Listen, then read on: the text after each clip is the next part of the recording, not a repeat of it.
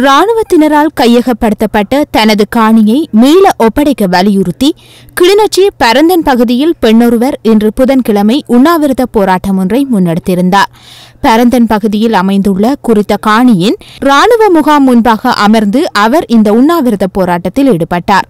பரந்தன் பகுதியைச் சேர்ந்த இந்திரா யோகேந்திரன் கடந்த கால யுத்தம் காரணமாக இடம்பெயர்ந்து கனடா சென்றிருந்தார். தற்போது மீண்டும் சொந்த நாட்டில் குடியேறும் நோக்கில் இங்கு வந்தபோது அவரது காணி இராணுவத்தினரால் தன்னகப்படுத்தப்பட்டுள்ளமை தெரியவந்துள்ளது.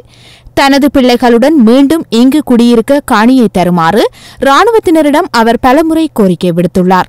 ஆனால் அதற்கு இராணுவ தரப்பினரிடம் இருந்து எவ்வித சாதகமான பதிலும் வராததை அடுத்து உண்ணாவிரதத்தில் ஈடுபட்டுள்ளார். மேலும் தனது காணியை இராணுவத்தினர் திருப்பித் தரும் வரை குறித்த உண்ணாவிரத போராட்டம் தொடரும் எனவும் அவர் குறிப்பிட்டுள்ளார். இந்நிலையில் அங்கு வந்த போலீசார் குறித்த பெண்ணை மாவட்ட செயலகத்திற்கு அழைத்து சென்று அதிகாரிகளுடன் பேச்சு நடத்துமாறு கோரியுள்ளனர்.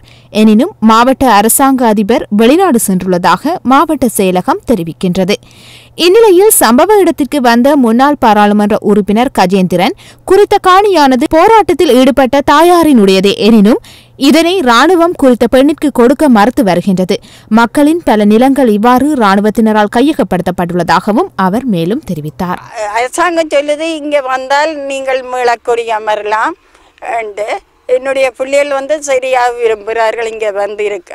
எனக்கும் கூட இங்கே இருக்க நல்ல சுவாத்தியத்துக்காக வேண்டி இங்கே சுவாத்தியத்தை நான் விரும்புகிறேன். ஆனால் இங்கே வரலாம் என்று பார்த்தால் இங்கே என்னுடைய காணியில் ஆமை இருந்து கொண்டு பிடிக்கிறார்கள். நான் என்ன செய்வது? இப்போ என்னுடைய பிள்ளைகள் வர்றோம் என்று சொல்லுகிறார்கள். நான் மறைச்சு கொண்டு தான் இருக்கிறேன். உண்மையை சொன்னார். ஏன் காரணம் என்றால் இங்கே தங்கி இருக்க இடமில்லை. நான் கனடாவிலிருந்து நான் வந்து இப்போ 3 மாதம் பிப்ரவரி 1ஆம் தேதி இங்கே நான் இப்போ கடந்த 3 மாதமாக இவர்கள் சொன்னபடி அங்கே லெட்டர் இங்கே லெட்டர் என்று மாற்றி எடுத்துக்கொண்டிருக்கிறேன்.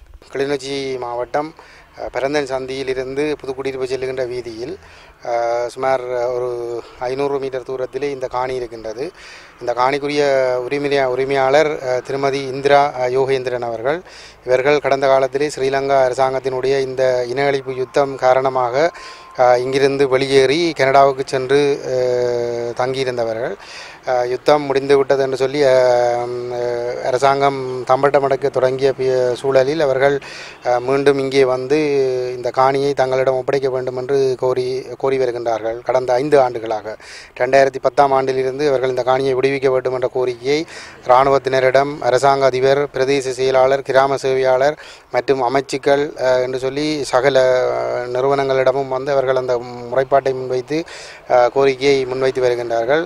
ஆனால் இன்னமும் அவருடைய அந்த காணி விடுவிக்கப்படவில்லை. இப்பொழுது இந்த காணிக்குள் வெறுமனே ஒரு 4-5 இராணுவத்தினரும் ஒரு கொட்டிலும் மாத்திரம்தான் இருக்கின்றது. இருந்தாலும் கூட இராணுவத்தினர் இந்த காணியை விடுவிப்பதற்கு தயாராக இல்லை. அவரை பொறுத்தவரையில் அவர் உடல்நிலை நோய்வாய்ப்பட்ட நிலைமையிலே தான் இருக்கின்றார்.